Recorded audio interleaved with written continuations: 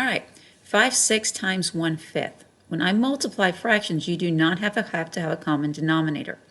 So all we do is multiply straight across. Now there's a shortcut. I'll review that in a second.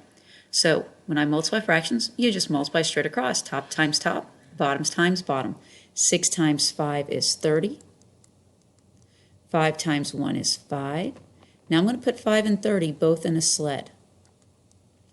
Is there a factor I can pull out of both 5 and 30? Yes. They are both multiples of 5, so I can pull out a 5. 5 divided by 5 is 1. 30 divided by 5 is 6. So 5/30 simplifies to 1/6. Now, here's the thing. You can do a shortcut. Instead of doing all of that, you could have just done this. Look, I can look diagonally at the 6 and the 1 and the 5 and the 5.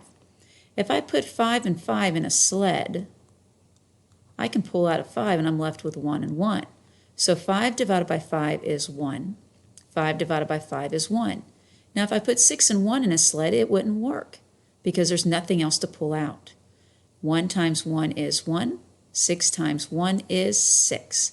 So 5/6 30th simplifies to 1/6.